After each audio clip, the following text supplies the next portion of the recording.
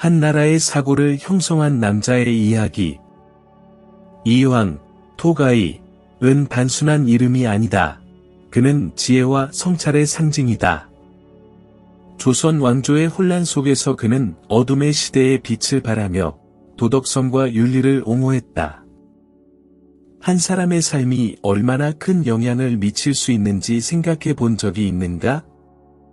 깊은 질문에 잠긴 젊은이가 자신뿐만 아니라 주변 세계를 이해하고자 하는 열망을 품고 있었다.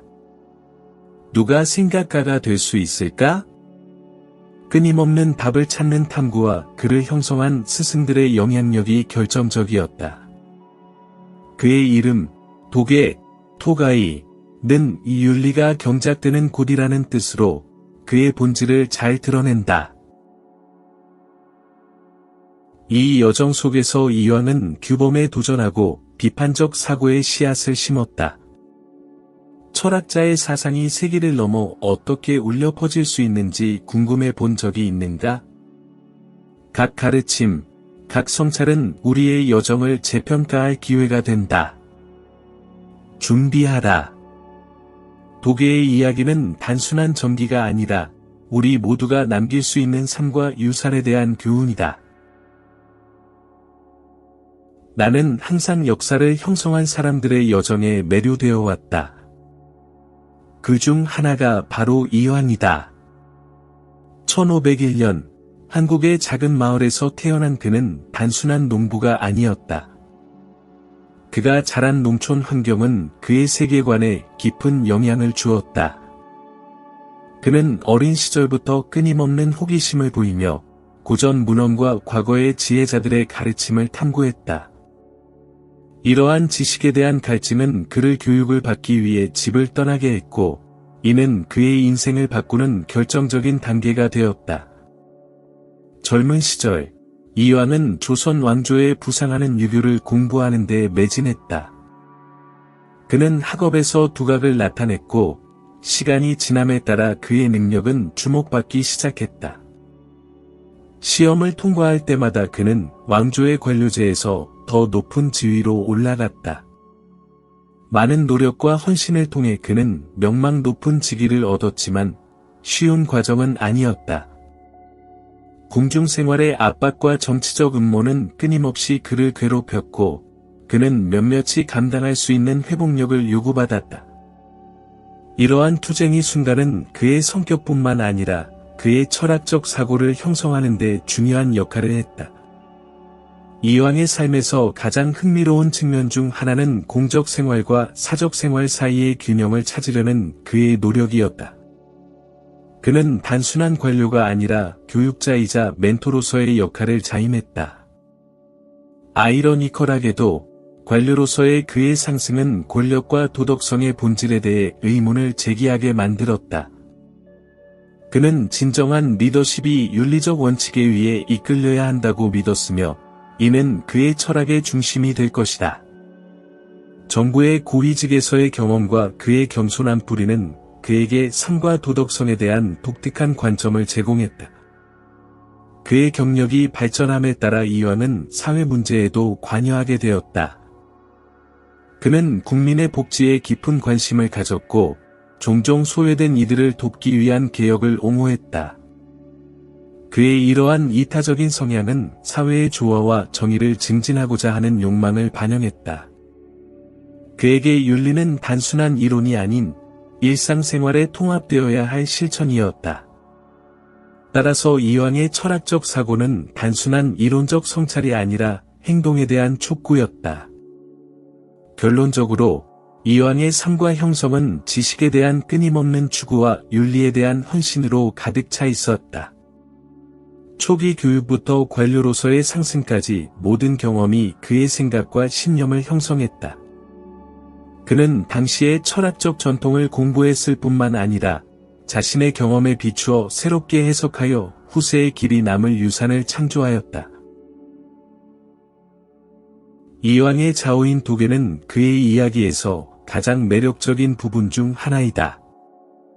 차에바드로 번역되는 이 이름은 단순한 지명이 아니라 그의 신념과 가치의 표현이다. 이황은 이 이름을 선택함으로써 자연과의 깊은 연결을 드러냈다.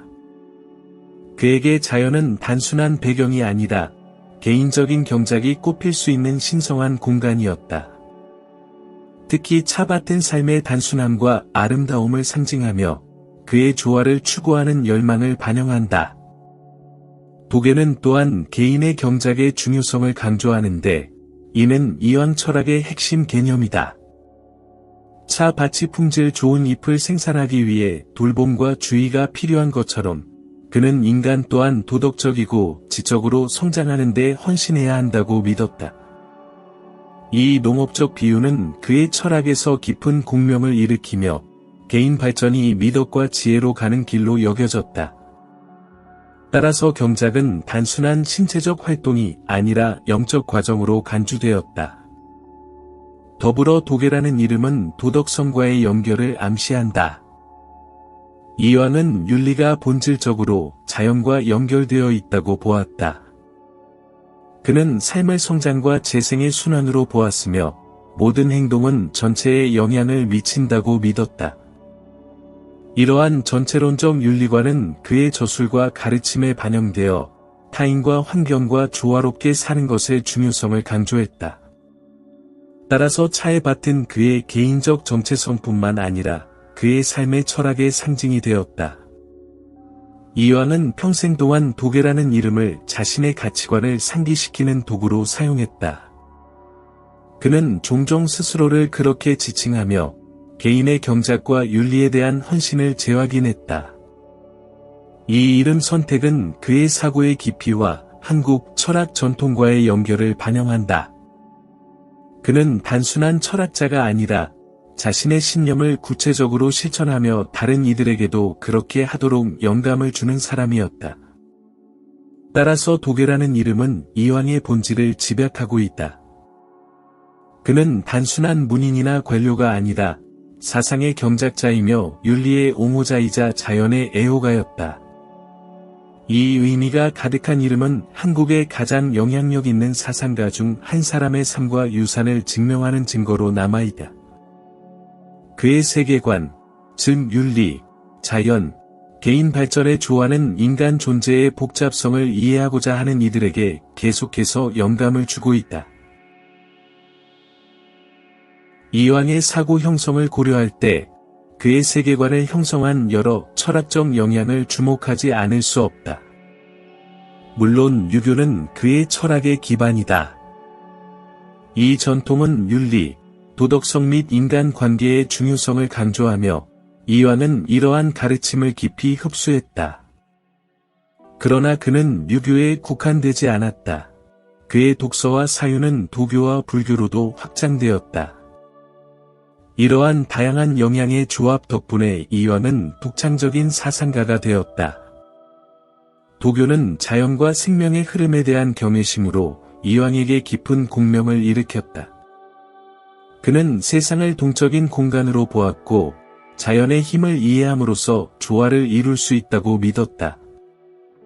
이러한 관점은 그의 유교적 신념을 보완할 뿐만 아니라 그의 철학적 접근을 풍부하게 했다. 도교의 무의 개념, 즉 행동하지 않음은 지도력과 도덕성에 대한 그의 생각에 공명을 불러일으켰다. 이황에게 진정한 지도력은 힘이 아니라 지혜와 이해에 관한 것이었다. 불교는 덧없음과 내성에 중점을 두어 이황의 사상에 또 다른 차원을 부여했다. 그는 자아 탐구를 위한 도구로서 명상과 반성을 탐구했다. 불교는 그가 마음을 관찰하고 그 변동성을 이해하도록 가르쳤고, 이는 지속적인 개인 수양을 추구하는 그의 목표와 완벽하게 일치했다. 이러한 내성의 실천은 그의 철학의 중요한 요소가 되었으며, 유교적 윤리를 보다 깊이 있는 인간 본성의 관점과 통합하는 데 도움을 주었다. 흥미로운 점은 이황이 이러한 전통을 수동적으로 수용하는 데 그치지 않았다는 것이다. 그는 각 전통을 자신의 맥락에 맞게 재해석하고 조정했다. 그는 유교, 도교, 불교를 서로 격리된 신념체계로 보지 않고 도덕성, 개인 수양 및 자연과의 조화를 강조하는 일관된 비전으로 융합했다. 이러한 종합적 능력은 그를 오늘날에도 여전히 중요한 사상가로 만든 특징 중 하나이다. 본질적으로 이황의 사상을 형성한 철학적 영향은 단순한 아이디어의 모음이 아니라 전통 간의 지속적인 대화였다. 그는 각 전통의 요소를 통합하여 풍부하고 다면적인 철학을 창조했다. 이러한 통합과 재해석의 능력이 이황을 한국 철학 역사에서 매력적인 인물로 만든다. 그의 작업은 단순히 그의 시대의 산물이 아니라 도덕성, 삶, 인간 존재에 대한 시대를 초월한 성찰로 여전히 공명하고 있다. 이황을 생각할 때 그는 한국 유교 발전의 중심 인물이 되었던 점이 정말 인상적이다. 그의 윤리적 접근은 인격 수양과 도덕성에 중점을 두고 있으며 이는 그의 작품에서 두드러진다. 그가 한 일은 본질적으로 유교의 원칙을 한국의 맥락에 맞게 조정하여 그의 시대에 보다 접근 가능하고 관련성 있게 만든 것이야. 예를 들어 도산성계는 단순한 논문이 아니라 우리가 사회에서 보다 윤리적이고 책임감 있게 살아갈 수 있는 방법에 대한 반성을 촉구하는 초대장이다. 이황의 가장 중요한 기여 중 하나는 그가 교육에 부여한 강조점이다. 그는 교육이 덕을 성취하는 방법이라고 믿었다. 그는 학습이 단순한 지적 운동이 아니라 인격을 형성하는 실천이어야 한다고 주장했다. 지식은 행동과 함께해야 한다는 이러한 관점은 현대 교육에서도 여전히 깊은 공명을 일으키고 있다. 교육이 도덕성과 윤리를 향한 길이 되어야 한다는 그의 비전은 여전히 교육자와 학생들에게 영감을 주고 있다. 또한 이황은 개인과 사회 간의 관계에 대한 새로운 관점을 제시했다. 그는 개인의 진정한 도덕적 발전이 단순한 개인적 성장의 문제가 아니라 그 개인이 다른 사람들과 어떻게 관계를 맺는가에 관한 것이라고 주장했다. 사회적 책임이라는 개념은 그의 사상의 기본 기둥 중 하나이다. 그는 진정으로 공정하고 윤리적인 사회를 위해서는 각자가 자신을 더 나은 모습으로 만들기 위해 노력해야 한다고 주장했다. 이는 개인의 이익이 아니라 공익을 위한 것이었다. 이황이 윤리적 딜레마를 다루는 방식도 주목할 만하다. 그는 가족의 의무와 사회적 의무 간의 갈등과 같은 복잡한 문제를 논의하는 것을 피하지 않았다. 그에게 이러한 딜레마는 단순한 문제가 아니라 인간 삶의 복잡성의 일부였다. 그는 사람들이 쉬운 답변에 안주하는 것이 아니라 이러한 문제에 정면으로 맞서기를 권장했다. 이러한 도덕적 복잡성을 탐구하려는 의지는 철학뿐만 아니라 일상생활에서도 필수적이라고 생각한다. 이황의 사상이 신유교 사상의 형성에 미친 영향을 무시할 수 없다. 그는 단순히 선대의 전통을 따르지 않고 그의 시대의 필요와 도전에 비추어 그것들을 재해석했다. 이러한 적응 능력이 이황을 영향력 있는 인물로 만든 것이다. 그는 조선 왕조의 사회 현실에 깊이 뿌리내린 실용적이고 이론적인 유교 사상을 형성하는 데 기여했다. 조선 왕조는 500년이 넘는 기간 동안 존재했으며 한국 역사에서 풍부하고 복잡한 시기였다.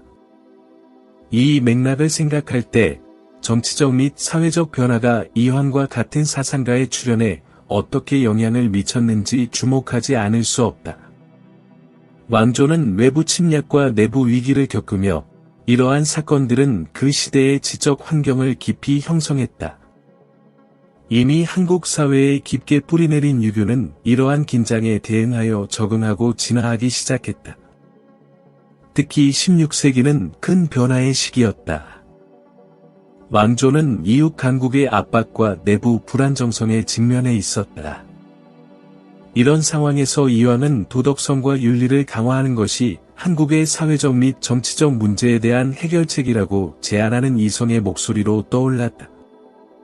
본질적으로 그는 단결과 공동 책임에 대한 호소를 하고 있었다. 그는 유교를 단순한 철학으로 보지 않고 사회의 딜레마에 대한 실용적인 해결책으로 보았다. 또한 신유교의 부상은 그 시대의 지적 논의에 새로운 차원을 부여했다. 이완은 혁신적인 아이디어로 이 변화에 기여하며 개인의 미덕과 사회적 관계에 대한 새로운 초점을 가져왔다. 그는 조화로운 사회를 이루기 위해서는 각 개인이 자신의 도덕적 발전에 전념해야 한다고 주장했다.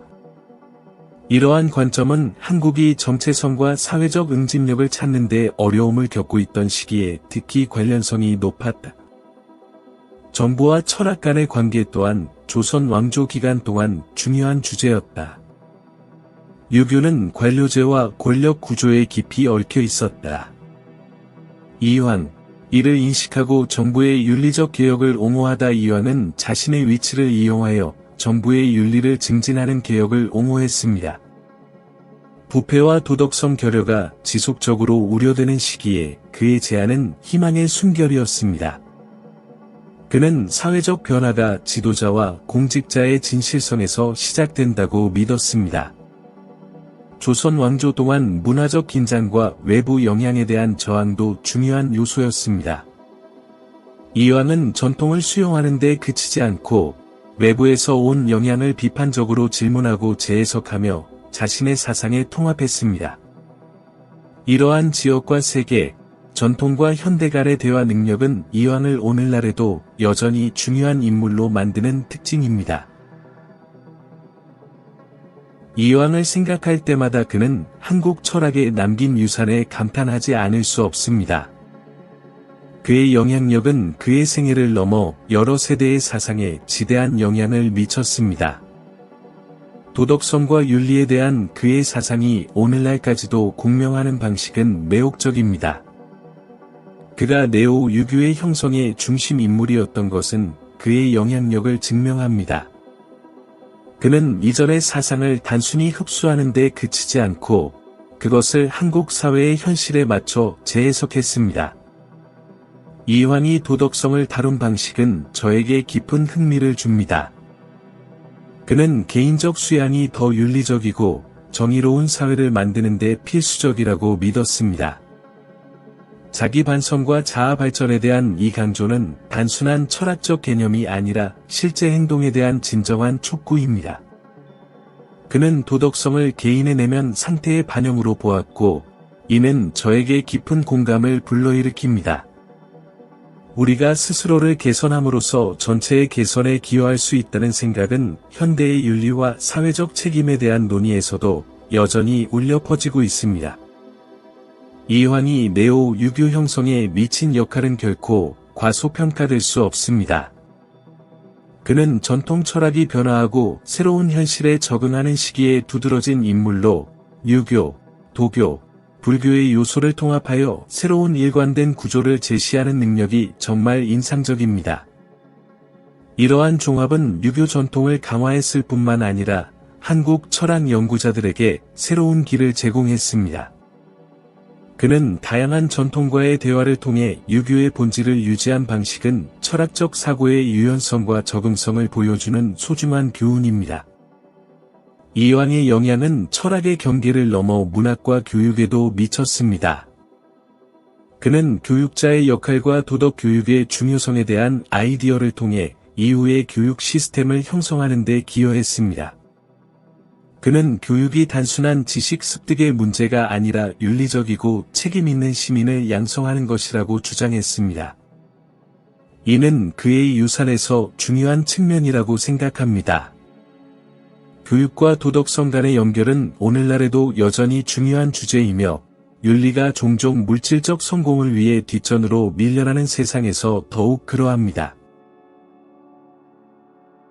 이완이 한국 사회에 미친 영향은 오늘날에도 여전히 느껴집니다. 그의 윤리와 도덕성에 대한 아이디어는 단순한 학문적 쟁점이 아니라 일상생활에 실질적인 함의를 가집니다. 개인적 및 집단적 책임을 강조한 그의 방식은 현대의 사회 정의와 거버넌스에 대한 논의에서도 여전히 공명합니다. 그가 추구한 더 정의롭고 윤리적인 사회에 대한 갈망은 우리가 여전히 싸우고 있는 과제입니다. 그러므로 이완의 유산을 되새길 때 그의 아이디어는 단순한 과거의 일부가 아니라 한국 철학과 사회의 미래를 위한 길잡이로 남아있다는 것을 깨닫습니다. 자, 여러분. 이황, 즉 도겸의 삶과 철학에 대한 매혹적인 여정을 마쳤습니다. 그의 아이디어가 오늘날 우리의 삶에 여전히 울려 퍼지는 모습을 생각해 보세요. 어떻게 우리가 덕을 추구하고 깊은 성찰을 일상에 적용할 수 있을까요? 도겸은 지혜가 단순한 추상적 개념이 아니라 지속적인 실천이라고 가르쳤습니다. 여러분은 자신의 철학적 역량에 대해 한번 생각해 본 적이 있나요? 무엇이 여러분의 결정과 행동을 형성하고 있나요? 잘 생각해 보세요. 여러분 각자는 도겸의 일부를 내면에 지니고 있습니다. 어떻게 도덕성과 자아인식을 키워갈 수 있을까요? 오늘 어떤 조치를 취할 수 있을까요?